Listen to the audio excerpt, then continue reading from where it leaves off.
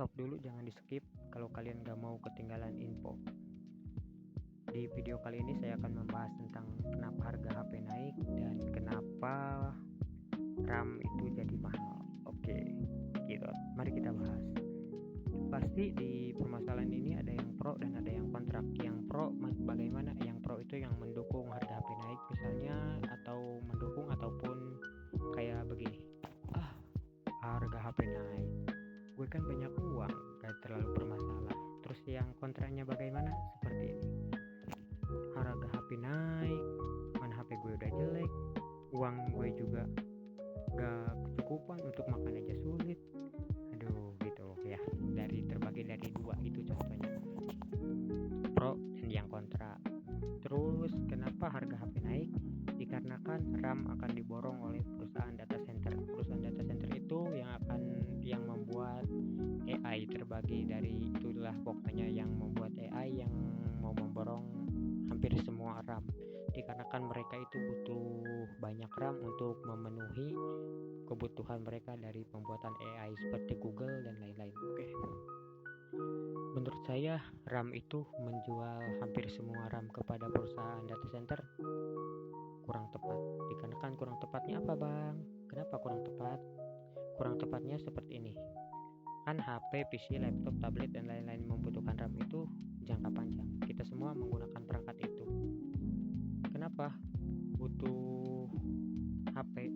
Ya, AI juga kan di perantaranya ya, perantara menggunakan AI kita menggunakan HP, laptop, PC dan lain-lain. Begitu. Kalau gak ada HP, gak ada laptop, gak ada lain-lain, kita mau mengakses AI dari apa? Dari mana? Dari air minum, dari nasi, dari sandal, bukan kan? Jadi harga misalnya itu HP Samsung Galaxy A07, infonya itu harga RAM mereka udah naik 60%. Jadi harga HP Samsung Galaxy A07 sekitar 1,3 juta misalnya. Kalau RAM naik 120% misalnya, RAM itu kan harga 200.000, naik 60% berarti jadi 120.000, naik jadi 320.000. Otomatis HP tersebut akan jadi 1,4 juta atau 1,5 juta. Belum lagi harga HP-nya akan dinaikkan oleh perusahaan Samsung. Berarti setelah saya analisa dan pikir-pikir, kemungkinan akan jadi 1,7 juta kurang lebih ya. Terus harga HP ini kan ditujukan untuk kelas bawah. Jadi kelas bawah itu akan mikir lagi, aduh, gue mau beli HP ini, harganya udah mahal, mending gue jadi HP bekas yang kualitasnya kurang pastinya, HP bekas dan HP terlebih dahulu, seperti dari RAM, dari chipset. Jadi kalian mengakses teknologi ini kurang mantap lah pokoknya. AI juga nantinya kurang keamanan, kurang apalah, bla bla bla bla. Dikarenakan oleh itu lebih baik menjual RAM, sebagian RAM 50% adil ya. Untuk HP dan lain-lain 50%, untuk data center 50%. Menurut saya harganya itu seimbangin aja, gak usah dinaikin. Oke, kalau itu menurut saya. Contohnya begini, kan 80% orang di dunia pastinya ya 80% kurang atau lebih miskin atau sederhana. Kalau 20% lagi kaya, ya 20% ini kita gak perlu pedulikan mereka mau pro atau kontra dari ini. Menurut saya orang kaya juga pasti ada yang bakal ngeluh kalau harga HP naik. Menurut saya pasti ya, sebagian orang kaya juga pasti akan ada yang mengeluh. Gak mungkin, tapi kalau orang miskin gak mengeluh kalau harga HP naik, dikarenakan RAM juga naik. Oke, itu pembahasannya. Jadi buktinya penjualan ini. Satu, kita mulai dari flagship nih. Satu dari Samsung Galaxy Z Fold 7. Penjualan di TikTok Shop mereka 135 unit saja penjualannya ya. Ini di tokonya nih. Nih lihat nih kalau nggak percaya.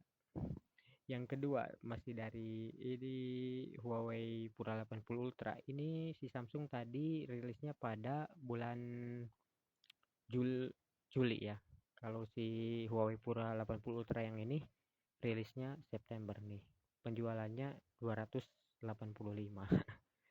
Kalau musim ini September. Kalau sekarang lanjut yang ketiga, Infinix Hot 60 Pro, penjualannya udah 10.000. Lihat tuh. Ini bulan Juli juga rilisnya. Saya carinya sengaja yang deket-deket rilisnya, nggak terlalu jauh. Dan yang terakhir Tecno Pop 7, ini paling awal. Juni doang, Juni ini rilis di Indonesia nya Juni. Penjualannya udah 10.000 juga. Nah, itu membuktikan apa? Berarti pengguna HP murah lebih banyak dari pengguna HP mahal. Begitu intinya.